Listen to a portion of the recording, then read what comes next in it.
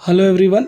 इस वीडियो में हम magnetic field due to electric current इस चैप्टर के सारे इम्पॉर्टेंट न्यूमेरिकल्स जो कि बोर्ड एग्ज़ाम में आ भी चुके हैं, जो आपके टेक्स्ट बुक में भी है और टेक्स्ट बुक के सॉल्व एग्जाम्पल में भी है। इस चैप्टर का weightage Maharashtra state board class 12 physics में इस चैप्टर का वेटेज 6 मार्क्स का है। तो 6 मार्क्स में से कभी कभी इस चैप्टर से 2 मार्क के न्यूमेरिकल आते हैं और कभी कभी 3 मार्क के न्यूमेरिकल आते हैं। आपको पता ही होगा कि 4 मार्क के न्यूमेरिकल नहीं आते, तो या तो 2 मार्क के लिए आएगा या तो 3 मार्क के लिए आएगा। मैंने इस पूरे वीडियो में ये कवर करने की कोशिश की है कि आपको वो न्यूमेरिकल आ ही जाए। इसमें अगर इतना कर लिया तो आपका बोर्ड एग्जाम में न्यूमेरिकल फिक्स है कि आ ही जाएगा। ठीक है, हो सकता है वर्स्ट केस सिचुएशन में वैल्यू चेंज हो, नहीं तो यही न्यूमेरिकल आएंगे और वैल्यू भी यही रहेगी। ठीक है, तो चलो स्टार्ट करते हैं। देखिए, पहला जो क्वेश्चन है, for a proton acceleration a cyclotron is used in which a magnetic field of 1.4 weber per metre square is applied. Find the time period for reversing the electric field between the 2 dees. जैसे कि हमें पता ही है cyclotron में 2 डीज होते हैं और वो 2 डीज के बीच में जो टोटल टाइम पीरियड होता है कैपिटल टी होता है। ठीक है, और हर एक डीज का चक्कर T/2 टाइम में लगता है। ठीक है, तो यहाँ हमें दिया क्या गया है, देखो यहाँ पे मैग्नेटिक फील्ड ऑफ इंडक्शन दिया है जो कि 1.4 टेस्ला है। मास ऑफ प्रोटॉन दिया है क्योंकि प्रोटॉन ही एक्सेलरेट हो रहा है 1.67। कांस्टेंट वैल्यू आपको याद रखना पड़ेगा एग्जाम के लिए 10⁻⁻27 kg और charge of electron that is 1.6 into 10⁻⁻19 coulomb. ये भी आपको याद रखना पड़ेगा। कभी कभी दे देते हैं लेकिन आप मोस्टली याद करके जाइए। फिर टाइम इंटरवल बोला है, तो टाइम इंटरवल जो स्मॉल टी है वो 1 डी का है, दैट इज़ कैपिटल T/2। उसका फॉर्मूला क्या होता है, πm/QB। आपके टीचर्स ने बोला भी होगा कि साइक्लोट्रॉन का डेरिवेशन भी पढ़ के जाना है और डायग्राम भी। तो πm/QB, पाई मतलब क्या होता है 3.14, स्मॉल m मतलब मास ऑफ प्रोटॉन, Q मतलब चार्ज ऑफ इलेक्ट्रॉन, अब भी कैपिटल B मतलब मैग्नेटिक फील्ड ऑफ इंडक्शन। तो हमने सबकी वैल्यू सब्स्टिट्यूट करी है यहाँ पे। अभी मैं इसको लॉग से करके बता देता हूँ आपको, ताकि आपको इजी हो जाए, आगे वाले क्वेश्चंस आप कर सको। सबसे पहले आपको 10 के पावर सॉल्व करने, तो ये -19 है, ऊपर जाएगा तो +19 हो जाएगा, -27 और ये +19 क्या हो जाएगा -8। तो ये हमारा सॉल्व हो गया। ठीक है, जब ये ऊपर जाता है 10 का पावर तो ये प्लस हो जाता है, और अगर यहाँ प्लस होता तो ऊपर जाता तो माइनस हो जाता। अब बचे क्या क्वांटिटीज़, 3.14 2, तो हमने 3.14 लिया। ये डेसिमल देख रहे हो, डेसिमल के पहले एक ही डिजिट है जो कि 3 है, तो डेसिमल के पहले एक ही डिजिट हो तो हमेशा डिजिट -1 करो। एक डिजिट है तो 1 - 1, तो ये आपका लॉग का कैरेक्टरिस्टिक हो जाएगा। ये आपका लॉग का कैरेक्टरिस्टिक हो जाएगा। अब आपको लॉग किसका देखना है, दैट इज़ 31 का 4 का 2, 31 का 4 का 2। ठीक है, 31 के 4 का 2 तो आ जाएगा 4972। वैसे यहाँ पर भी देखिए डेसिमल के पहले कितना डिजिट है, एक ही डिजिट है, तो 1 - 1 0। लॉग किसका देखोगे, 16 का 7, 16 का 7, तो उसका लॉग आएगा 227। ठीक है, 2227। अब ये दोनों मल्टीप्लाई में है, इसीलिए लॉग में मल्टीप्लाई का मतलब होता है एडिशन। तो आप इस दोनों को ऐड कर लो, ऐड करने पे आ गया 0.7199। ठीक है, 0.7199। अब हमें नीचे वाला देखना है जो कि डिवाइड में, तो लॉग में डिवाइड मतलब होता है माइनस, तो ये तो आपस में पहले प्लस में मल्टीप्लाई में, तो इसको पहले प्लस कर लो, तो 1.6। तो 1.6 का लॉग क्या होगा, डेसिमल के पहले वापस एक ही डिजिट है तो 1 - 1 0, कैरेक्टरिस्टिक 0 ही रहेगा। अब 16 का आपको 0 देखना रहेगा तो 0.2041 हो जाएगा। वैसे यहाँ पर भी 14 का 0 देखना होगा, 0.14161। अब दोनों का अगर आप ऐड कर लो तो 0.3482 हो गया। अब ये वाली जो क्वांटिटीज़ है ये इसके डिवाइड में, तो लॉग में डिवाइड मतलब होता है सब्ट्रैक्शन, तो ये दोनों को आपको ए और बी को सब्ट्रैक्ट करना है, तो आपका आ जाएगा 0.3697। अब ये आ गया तो आपको एंटी लॉग देखना है, तो एंटी लॉग हमेशा किसका देखते हैं हम, डेसिमल के बाद वाला। तो क्या होगा वो 36 का 9 का 7, 36 का 9 का 7, तो आ जाएगा 2343। लेकिन हमेशा एंटी लॉग जब भी आप करो तो 4 डिजिट आ जाते हैं, तो फर्स्ट डिजिट के बाद आप डेसिमल लगा दो, सबसे इजी मेथड है। 4 डिजिट आ गए तो पहले डिजिट का डेसिमल लगा दो, उसके बाद कभी भी इंटू 10 कर दो, और जो भी यहाँ रहे डेसिमल के पहले, जैसे यहाँ 0 है तो 0, तो 10⁻0 क्या होता है 1 ही होता है ना, तो इसलिए आंसर क्या रहेगा 2.343, तो इसलिए 2.343। आई होप आपको ये समझ में आ गया होगा। अच्छे से एक बार वापस देख लेना इसको करके। ठीक है, अंडरस्टूड। ठीक है, अभी हम लोग अगले क्वेश्चन करते हैं। ये मार्च 18 में आ चुका है। अब देखिए मार्च 13 में भी ऐसे ही क्वेश्चन आया है, वहाँ पर भी सेम है। In a cyclotron magnetic field of 3.5 weber per metre square is used to accelerate protons. What should be time interval in which the electric field between these reverse? तो मास ऑफ प्रोटॉन दिया है, charge of proton दिया है, तो हमने B लिखा, मास लिखा, E लिखा, अब यहाँ पे T एज इट इज़, तो पाई m बाई बी ई, तो पाई का वैल्यू रखा, m का वैल्यू रखा, मैग्नेटिक फील्ड दिया है, E देखा। इसी मेथड से आपको सॉल्व करना है और आपका ये सम सॉल्व हो जाएगा। ठीक है, इसी तरह देखिए थर्ड वाला भी, an electron is moving with the speed of 3 × 10⁻⁷ in a magnetic field 6 × 10⁻⁴ tesla perpendicular to its path. What will be the radius of the path? What will be the frequency and the energy in kilo electron volt? Mass of electron दिया है, charge दिया है, ठीक है, 1 electron volt की value दी है। तो ये क्वेश्चन में 3 वैल्यू आपको पूछा है, लेकिन बोर्ड एग्जाम में ऐसा नहीं पूछेंगे। बोर्ड एग्जाम में आपको इसमें से कोई भी 2 वैल्यू पूछा जाएगा अगर 3 मार्क के लिए आ रहा है तो, या कोई 1 वैल्यू पूछा जाएगा अगर 2 मार्क के लिए आ रहा है तो। ठीक है, तो इसमें तीनों चीज़ कवर करी गई है। सबसे पहले हमें रेडियस निकालना है, तो रेडियस का फॉर्मूला होता है mv/q capital B, mv/q capital V। तो मास ऑफ इलेक्ट्रॉन m की वैल्यू दी है, v दिया है, स्पीड 3 × 10⁻⁷, ठीक है, उसके बाद q चार्ज दिया है, कैपिटल B भी दिया है हमें, हमने यहाँ पे रखा, और पहले 10 के पावर्स देखो, ये -31 है, +7 हो जाएगा, तो -31 लिखा, +7 लिखा, फिर देखो ये -19 है, जब ऊपर जाएगा तो ये +19 हो जाएगा, ये -4 भी ऊपर जाएगा तो +4 हो जाएगा, तो 23, ये 23 हो जाएगा, ठीक है, और +7 कितना हो जाएगा 30, तो -31 + 30 कितना हो जाएगा -10⁻⁻1। अब आप इसको कैंसिल भी कर सकते हो 3 2 करके, ठीक है, और ये 3 2 6 हो जाएगा, 3 चला गया, अब ये दोनों को मल्टीप्लाई कर दो 3.2, तो आपका कैलकुलेशन इजी हो जाएगा 9/3.2, तो आप ये इजीली कर लोगे। ठीक है, अब आप इसको आंसर ऐसे भी रख दो तो भी चलेगा और ऐसे रखोगे तो भी चलेगा।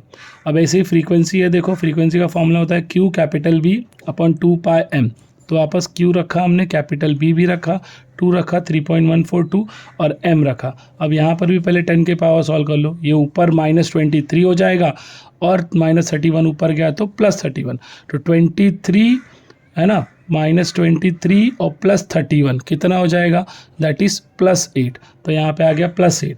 ठीक है, अब इसको आप क्या सॉल्व करना चाहोगे तो ये 3 2 6 और 3 3 9 हो जाएगा, फिर ये 2 2 भी कैंसिल हो जाएगा। ठीक, तो ऊपर बचेगा क्या 1.6 और नीचे क्या बचा 3.142 × 3, तो ये कैलकुलेशन थोड़ा आसान हो गया। ठीक है, अब ये 10⁸ है, तो इसको आप सॉल्व कर लेना। ठीक है, लॉग से करो, लॉग से करना या तो डायरेक्ट डिवाइड करके।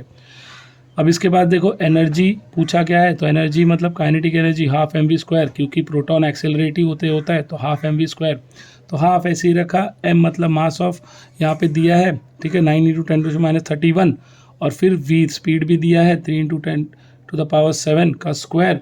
तो अभी यहाँ पर देखो ये 3 का स्क्वायर क्या हो जाएगा 9, और 9 9 से क्या हो जाएगा 81, 10⁻31 रखा है और 2 7 14, तो -31 और +14 कितना हो जाएगा यहाँ पे, ये अगर सब्ट्रैक्ट कर दोगे तो हो जाएगा -17 हो जाएगा। ठीक है, -17 हो जाएगा, और -19 ऊपर आया तो -19 ऊपर आया तो +19, तो 19 - 17 2 हो गया। ठीक है, और नीचे क्या है आपका, यहाँ पे हमने इन टर्म्स ऑफ इलेक्ट्रॉन किया, इसीलिए 1.6 से मल्टीप्लाई किया। ठीक है, तो 2 × 1.6 3.2 हो जाएगा, और इसको आप डिवाइड कर दो, अप्रॉक्सीमेटली 25.31 हो जाएगा इंटू 10⁻²। हमें इसे किलो इलेक्ट्रॉन वोल्ट में कन्वर्ट करना है, तो हम इसे क्या कर देंगे, 1 डेसिमल यहाँ से रिमूव करेंगे ताकि 10 का पावर बढ़ जाए और ये 10⁻³ हो जाए। अब ये क्या हो गया, किलो इलेक्ट्रॉन वोल्ट में हो गया। ठीक है, आई होप आपको समझ में आया हो। याद रखिए एग्जाम में तीनों नहीं आएंगे, या तो 2 आएगा या तो 1 आएगा। अब देखिए अगला है मूविंग कॉइल गैल्वेनोमीटर से। याद रखिए मूविंग कॉइल गैल्वेनोमीटर का या तो कंस्ट्रक्शन वर्किंग आ जाता है, या तो डायग्राम पूछ लेते हैं, या तो ऐसा न्यूमेरिकल आएगा, जो कि देखो मार्च 20 में आया है। तो moving coil galvanometer has been fitted with a rectangular coil having 50 turns and dimension 5 centimetre into 3 centimetre. The radial magnetic field in coil is suspended of 0.05, तो कैपिटल B दिया है, ठीक है, और N दिया है, टर्न्स दिया है, और डायमेंशन दिया है। तो torsional constant of spring, torsional constant of spring that is K, हाँ, 1.5 × 10⁻⁹ न्यूटन मीटर पर डिग्री, ये भी दिया है। ऑब्टेन द करंट I पूछा है, ठीक है, to be pass through the galvanometer so as to produce deflection of 30 degree, तो 5 दिया।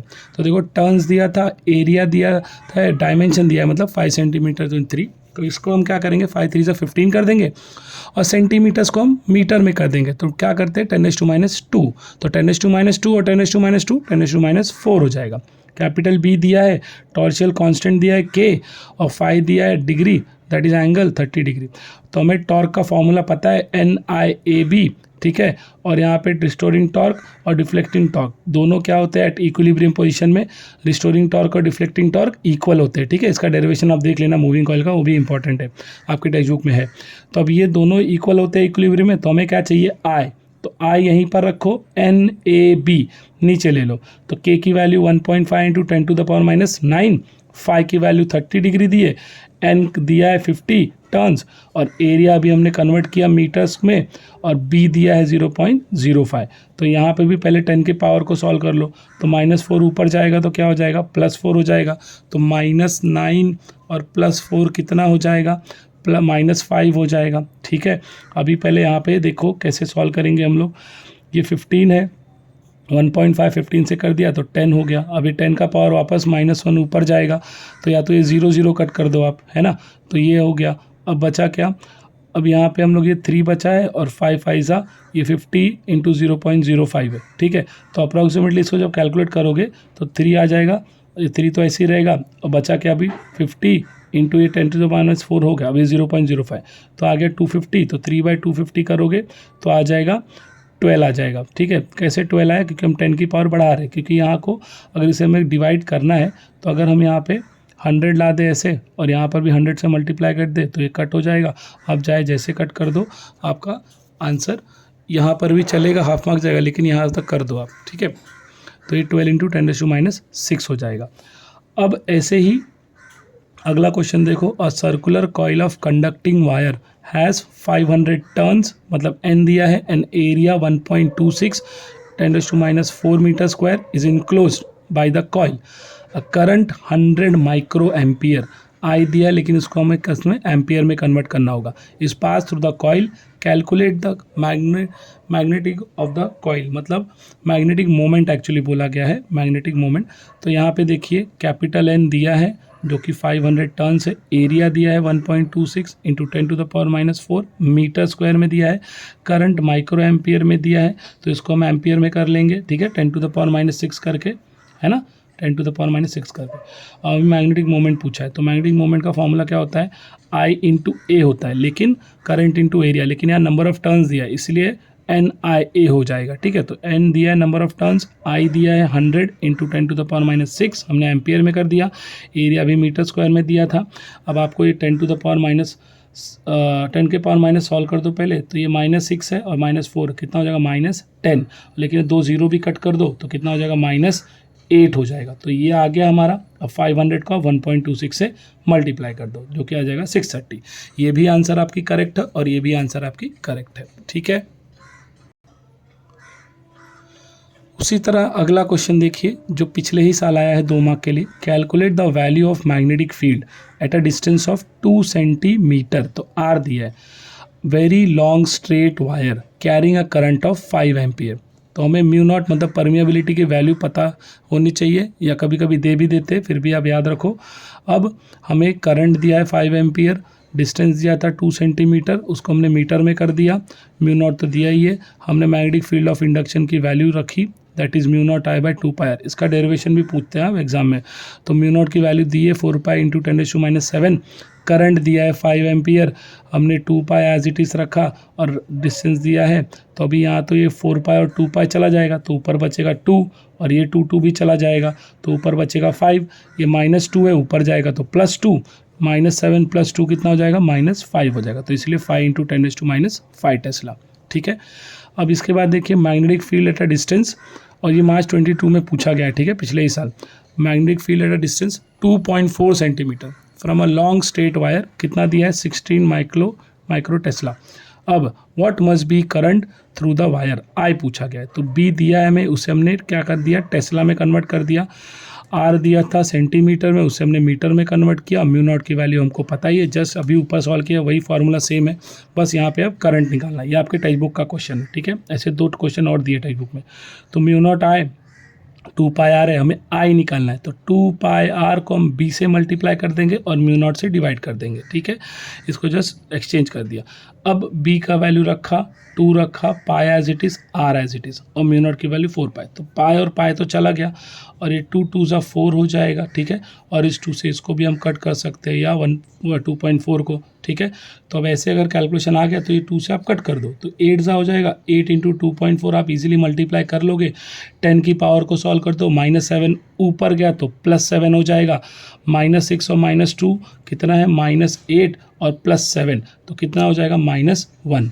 तो ऐसे भी रख दो तो भी चलेगा और यहाँ पर रख दो तो भी चलेगा, ठीक है। आई होप आपको समझ में आएगी। टेक्स्ट बुक का आपका सॉल्व टेक्स्ट बुक का एग्जाम्पल है। अब ये क्वेश्चन देखिए, इसी साल मार्च 23 में 3 मार्क के लिए आया है। Current of a equal magnitude of flows through 2 long parallel wire, मतलब 2 वायर है, दोनों में सेम करंट फ्लो कर रहा है, ठीक है। सेपरेशन कितना है, 1.35 सेंटीमीटर, दोनों के बीच का सेपरेशन डिस्टेंस कितना है, 1.35 सेंटीमीटर, इसे हमने मीटर में कर दिया है, ठीक है। If the force per unit length that is F/L of the wire कितना दिया है, 4.76 10⁻⁻2 newton, what must be I. तो हमें ये फॉर्मूला पता है फोर्स पर यूनिट लेंथ का, म्यू नॉट I1 जो कि पहले वायर से करंट होगा, I2 जो कि दूसरे वायर से करंट होगा, D जो कि दोनों वायर के बीच का सेपरेशन होगा। लेकिन यहाँ पे दोनों करंट हमारा इक्वल दिया है, ठीक है, हम I लिख सकते हैं। तो I इंटू आई को हम I² भी लिख सकते हैं, क्योंकि दोनों करंट सेम ही है। और I² को आप यहीं रहने दो, 2πD इस तरफ लेके चले जाओ, तो 2πD आ गया, ठीक है। और म्यू नॉट को डिवाइड कर दो, म्यू नॉट को आप डिवाइड कर दो, ठीक है, म्यू नॉट और L, ठीक है। मतलब ये 2πD यहाँ लेके चले जा रहे हो और म्यू नॉट को नीचे, तो म्यू नॉट इंटू L हो जाएगा। अब यहाँ पे हमें फोर्स पर यूनिट लेंथ की वैल्यू दी है, ठीक है, 2 एज इट इज़, पाई की वैल्यू D दिया है और म्यू नॉट की वैल्यू क्या है, 4 पाई इंटू 10⁻⁷। तो पाई और पाई गया, ये 2 इससे 4 से कट जाएगा, तो यहाँ पे बचेगा 2। हाँ, अब ये 2 से भी 4.76 कट कर दो, ठीक है, तो कितना हो जाएगा, 2.38।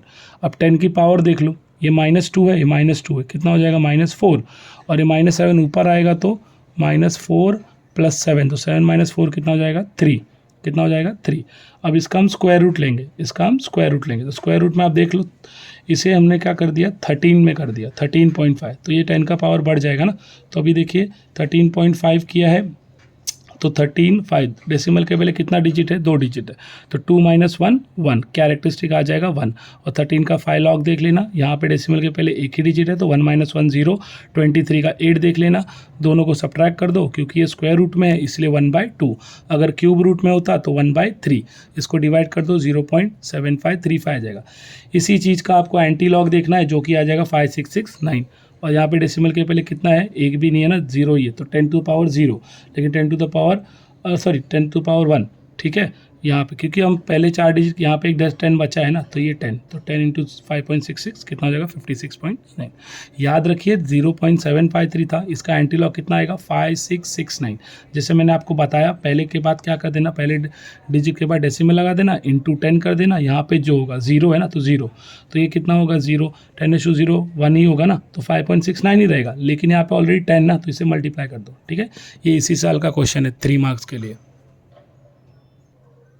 अब देखिए अगला क्वेश्चन है, circular coil of wire is made up of 100 turns, मतलब N दिया है, रेडियस दिया है 8 सेंटीमीटर, इसको मीटर में करेंगे, करंट दिया है 0.4 ampere, passes through it, what will be the magnetic field at the centre of the coil. तो magnetic field at the centre of the coil का फॉर्मूला हमें याद होना चाहिए, जो कि अब कैपिटल B निकालना है। तो देखिए N दिया है, R दिया है, करंट दिया है, म्यू नॉट हमें पता होना चाहिए, सेंटर ऑफ द कॉइल का फॉर्मूला है म्यू नॉट NI/2R। तो हमने म्यू नॉट की वैल्यू रखी 4 पाई इंटू 10⁻⁻7, कैपिटल N दिया है, I पता है, 2 as it is, distance radius भी पता है, तो हम क्या करेंगे, 10⁻⁻2 है, ऊपर जाएगा तो -7 + 2 -5 हो जाएगा, ठीक है। और यहाँ पे इसको हम कैंसिल भी कर सकते हैं, 4 2 ज़ा 8 है ना, तो 2 2 ज़ा 4 ऐसे भी कर सकते हैं। यहाँ पे लिंक ऐसा किया गया 2 8 ज़ा 16 और 4 इंटू 0.4, लेकिन 100 भी है ना, तो 160/16 जो कि ईजी हो जाएगा। तो दोनों को कट कर दो आप, तो बचेगा क्या, 10 बचेगा, है ना, 10 बचेगा, लेकिन यहाँ 10 टू द पावर कितना 2 रहेगा, तो वो भी चला जाएगा, तो बचेगा खाली पाई, ठीक है, बचेगा खाली पाई, ये +4 हो जाएगा ना, तो पाई -4 हो जाएगा, 10⁻⁵ +1 दैट इज़ -4 बच जाएगा। तो पाई का वैल्यू क्या होता है, 3.14, ठीक है, समझ में आया। देखिए यहाँ पे -7 था, -2 ऊपर गया तो -5 हो गया। इसको हम 160 को 16 से कट कर दें, कितना बचेगा 10, तो एक पावर और कम हो जाएगी तो बचेगा -4। ठीक है, 3.14 10⁻⁴। आई होप आपको समझ में आया। Unit Tesla. उसी तरह अगला समय देखो, सोलेनॉइड। सोलेनॉइड का शेप पता है ना, ऐसा वायर होता है जिसको हम लोग वायर को टर्न्स करते हैं। ठीक है, लेंथ कितना दिया है, पाई मीटर दिया है एंड 5 सेंटीमीटर इन डायमीटर, तो उसका डायमीटर दिया है सेंटीमीटर में, इसको मीटर में करेंगे। हैज़ वाइंडिंग 100 टर्न्स, मतलब एन दिया है। Carries a current of 5 ampere, जो कि आई दिया है। Calculate magnetic field centre of the axis, तो यहाँ पे पहले लेंथ लिखा है डायमीटर सेंटीमीटर में, इसको मीटर में करेंगे। ठीक है, टर्न्स दिया है 1000 टर्न्स दिया है और करंट दिया है 5 एम्पियर। म्यू नॉट का वैल्यू पता है, तो पहले टर्न्स पर यूनिट लेंथ जो कि स्मॉल एन है वो निकाल लो। टर्न्स दिया है और लेंथ दिया है pi. Mu naught n i formula है, तो हमने म्यू नॉट को रखा 4.2 10⁻⁷। स्मॉल एन हमने यहाँ पे निकाला है, करंट 5 है। ठीक है, तो अभी हम क्या कर सकते हैं, ये पाई और ये पाई तो गया और ये 10⁻³ हो जाएगा। 3 और -7 कितना हो जाएगा, ये 3 और -7 कितना हो जाएगा, -4 हो जाएगा। और 4 5 20, तो 20 से एक और 0 कम करके पावर यहाँ पे कम कर दी, तो हो गया 10⁻3। ठीक है, ये मार्च 15 में आ चुका है। इसी तरह देखिए अगला क्वेश्चन है, जो कि toroid of a narrow radius कितना दिया है, 10 सेंटीमीटर। टोरॉइड ऐसा शेप का होता है, आपको टीचर ने सिखाया होगा। ठीक है, ऐसे कॉइल्स होते हैं टर्न सर्कुलर में। 1000 टर्न्स दिया वायर का। For a magnetic field capital B दिया है along with axis, how much current is required, मतलब आई पूछा है। तो रेडियस दिया है, उसको सेंटीमीटर में था, हमने मीटर में कन्वर्ट कर लिया। और कैपिटल एन दिया है 1000 टर्न्स, कैपिटल बी की वैल्यू दी है, म्यू नॉट हमको पता ही है, तो टर्न्स पर यूनिट लेंथ निकालेंगे, क्योंकि टोरॉइड है तो उसका लेंथ क्या होता है, कैपिटल एल 2πr होता है। तो turns per unit length 2πr, तो एन दिया है 2π एज इट इज़। रेडियस हमने किया यहाँ पे 10⁻⁻1।